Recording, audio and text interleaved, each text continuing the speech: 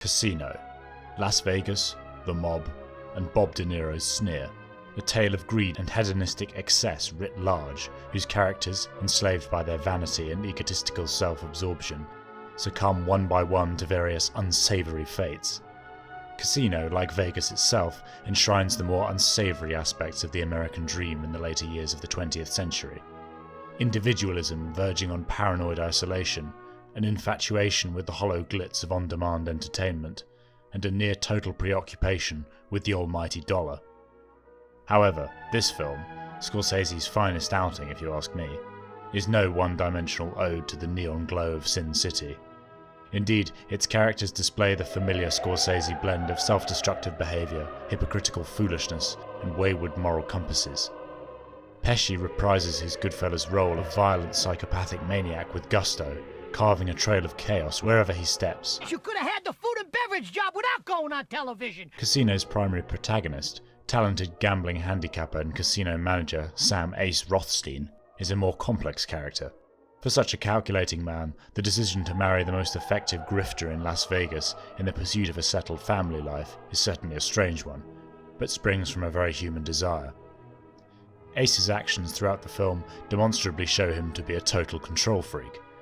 When he isn't overseeing the maiming of cheating gamblers or firing incompetent cowboy staff, he's attempting to maintain the standards of food service at the Tangiers Hotel and Casino, most notably in a scene in which he discovers that the hotel's Blueberry Muffins contain an unsatisfactorily inconsistent number of blueberries.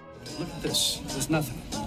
Look how many blueberries your muffin has and how many mine has. Yours is falling apart. I have nothing. What are you talking about? In an ode to Ace's high culinary standards, we will attempt to bake blueberry muffins, with an equal amount of blueberries in each muffin. You know how long that's going to take?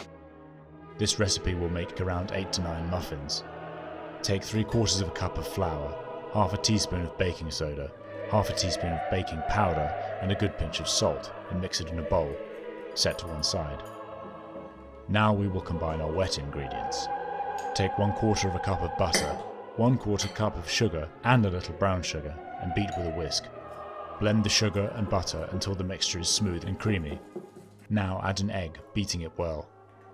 Next add a 1/4 cup of sour cream and 1 teaspoon of vanilla extract, once again beating the mixture well until everything is combined.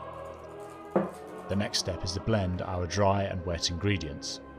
Bit by bit, add the dry ingredients to the wet, mixing well as you go. Finally, add a little milk, around 1/8 of a cup. Ensure that no pockets of flour remain.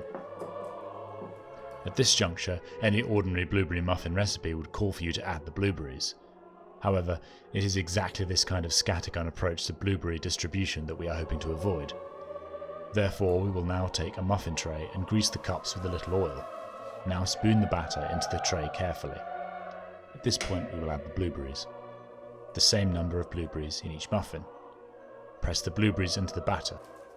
Because the cups in this tray are quite small, I will be placing 5 blueberries in each muffin.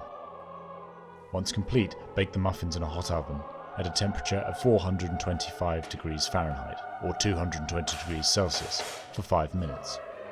After these 5 minutes, reduce the oven temperature to 350 degrees Fahrenheit or 180 degrees Celsius and bake for another 20 minutes.